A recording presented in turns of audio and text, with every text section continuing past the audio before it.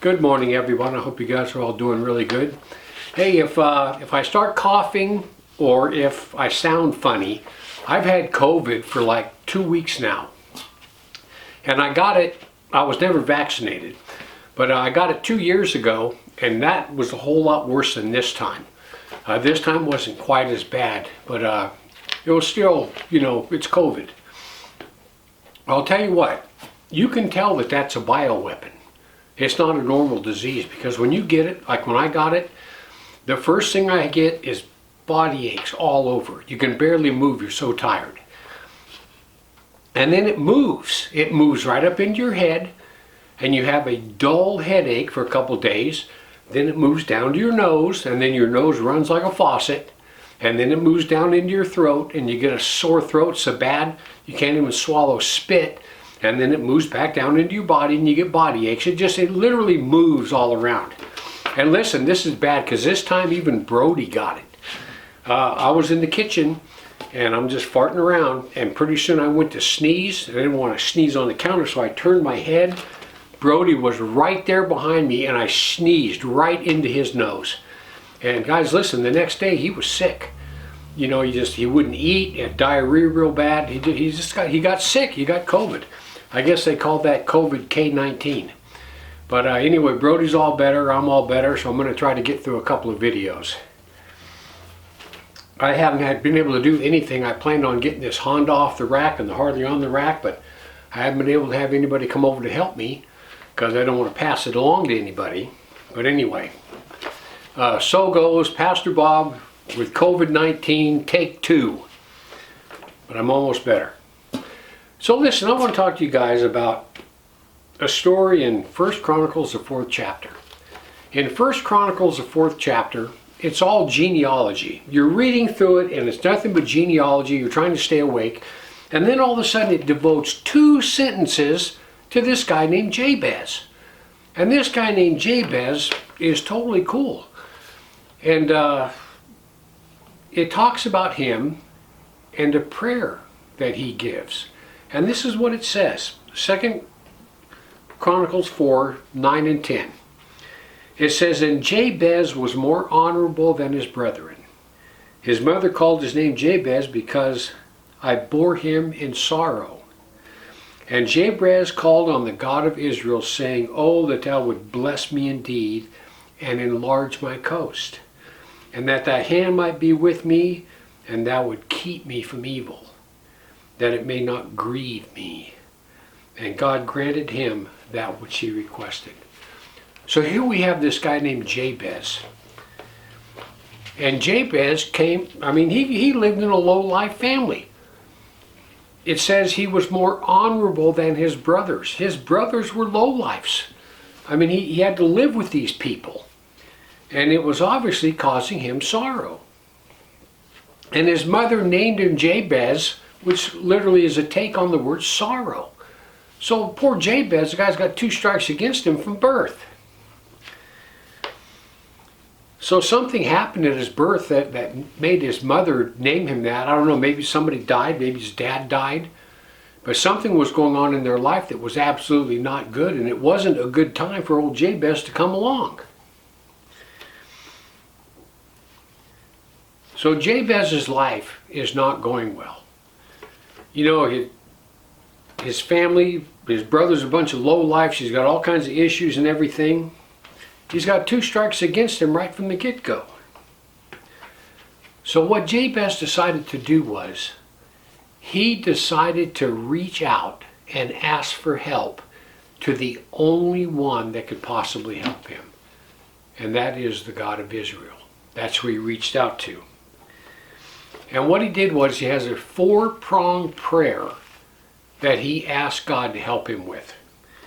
Number 1, he says, Oh, that thou would bless me indeed. His whole life probably just sucked. It just sucked.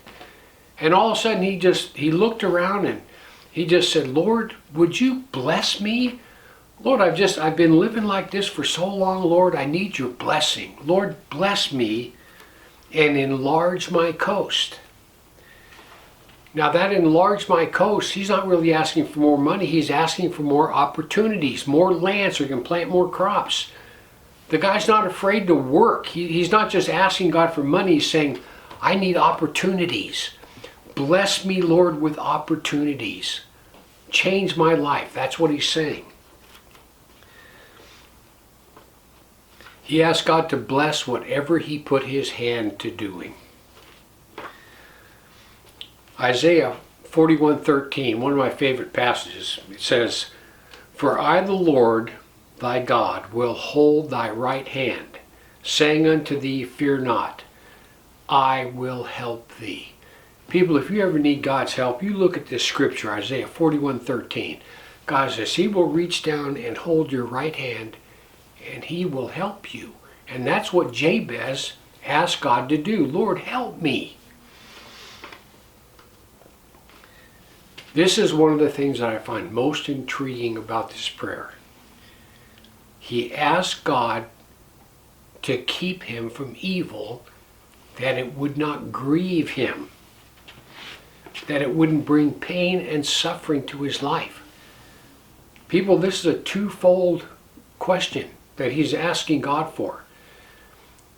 He says, Lord, keep me from evil, that it will not bring grief, that it won't grieve me. In other words, what he's saying is, Lord, keep me from external evil, but also keep me from personal evil. Lord, help me to keep from sinning against you, because I know if I do, it's only going to bring trouble. It's only going to bring trouble. Perhaps he saw what sin had done to his family. His brothers were lowlifes, that had to affect the whole family. He realized that, hey, sin is not the way. There has to be something better. What he's basically asking God, Lord, would you please protect me from myself? Help me, Lord, not to do stupid things that are going to bring pain upon me. Stuff that he'd seen his entire life. He was ready for a change. People, how about you? You know, we all have a little bit of Jabez in us. We all have issues with our families. We all have issues with ourselves. We all do things that bring pain to ourselves. But you know what? There's only one answer. If your life is jacked up, if it's just jacked and everything you do makes it worse, just like Jabez, it's time to reach out to God. And it's time to say, Lord, I need you to bless me indeed. Enlarge my coast. Give me opportunities. Lord, keep me from sin that it doesn't grieve me. People, listen. If you ever reach out to God with a pure heart and you ask God to come in your life and straighten things out, he will do it. And this is something I've discovered. He'll do it more than once. You can ask God to come in and straighten out your life, and God will come in and get it completely straightened out. And then lo and behold, a couple of years down the road, you screw up again.